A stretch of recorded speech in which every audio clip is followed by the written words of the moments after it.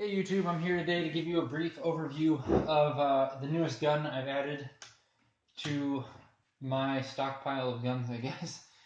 I'll give you a brief history and reason why I went with this over some of the guns I have already. So we'll jump right into it. I bought a CZ455.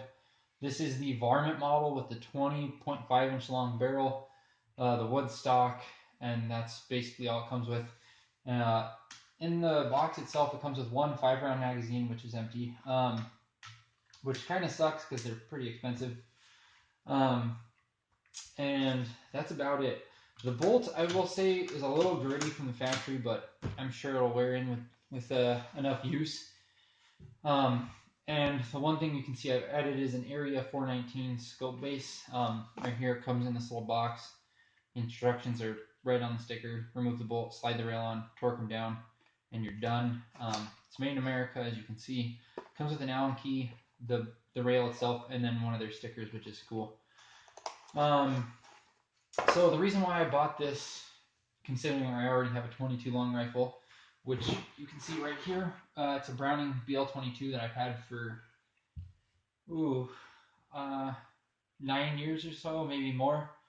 The reason why I bought this is because, as you've already seen my long-range bolt action that I made, I wanted a cheap trainer for that, and after doing a lot of reading, I decided upon this. Don't get me wrong, there's better things you can buy, like a Remington 40X, or the Voodoo Tactical, or Voodoo Gunworks, I think is the name of the company that makes that.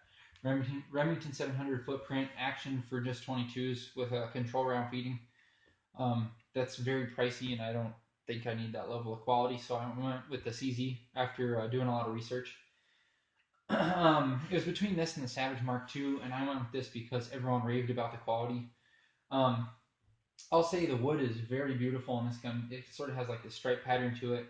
The outside machining is very nice. The inside, it's nice, a little gritty on the bolt, but that'll wear in, I'm sure.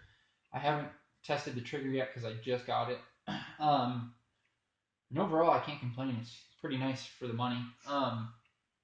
So the reason why I went with this over modifying my BL22 is the way you can attach optics to this is much easier than the BL22, which also has a dovetail on the top, but it's not as easy to work with. You can't mount a bipod. And the length of pull on this stock, although it seems about the same, it's actually a little shorter. And the manual arms makes it so this gun's very impractical for a person of my size. I'm about 6 foot, so that's why. And this scope base is pretty expensive too, going on to that, but the other main company that makes them is DIP, Diversified Innovative Products. Their products seem like pretty good for the most part, but I don't like how their rail mounts to the dovetail on this. It just slides on from what I can tell and uses like 6 screws that push into the top of the receiver. It'll mar the receiver, and it doesn't have a very secure way of attachment. You can't get much clamping force from 6 screws, whereas this clamps to the dovetail for both sections for the full length of the dovetail, which you can get a lot more clamping force on, which I prefer. Another reason why I went with this is because it has a 30 MOA built into the scope base. You can get it with 15, but for what I'm going to try and do, I want 30 just to have adjustment. Also, it has, if you can see back here, a little bubble level built in, which is kind of nifty. People get really into the whole bubble level thing. I've never used one before, so we'll see how it goes. It's just a nice feature, and why not support a small American company that's making pretty cool products. The fit and finish on this scope base is very, very nice. Look at how it fits. I mean, obviously it was made for the gun, but it just looks like a finished piece, where as some of the other ones I don't think look as nice. And so, yeah, I don't know, it's basically my new little gun. I'm going to slowly be working on it.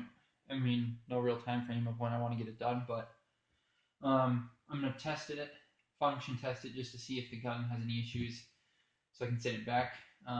But slowly, I'll be doing a couple things. I'm going to swap out the spring on the trigger for an Ace number 144, or Ace Hardware number 144 spring, which should reduce the weight of the trigger pull. I don't really see the need to buy like the Yo-Dave trigger kit or any of that when Ace Spring seems to be the trick from what I've read. I might bed the action into the stock if it needs to be, if my accuracy isn't that great. And then if that doesn't get me what I want, I'll put some pillars in, which is pretty cheap. They're like $20. And we'll go from there. And then eventually I'll swap out the stock. I'm going to get a set of Seekins rings for this in due time. And I'm unsure of the scope yet. I'm thinking 4016 Viper PST, or I'll buy another Leopold. But we'll see. And then I might be able to swing a scope from one of my friends just to put it on here and run it, which is the SWFA fixed 10 power scope. I don't think that's ideal, but it will do all right. I took my bipod off from my 308 and put it on here, so you can sort of see how the gun works with a bipod. I mean, it seems to be right at home with how it looks. There's no weird gaps on the forend or anything like that. That's my new gun, so if you have any questions, let me know. There isn't really much that comes in the box, just the usual safety information, warranty card, and then the little pamphlet for disassembly and stuff. But this gun's pretty easy. So, all right.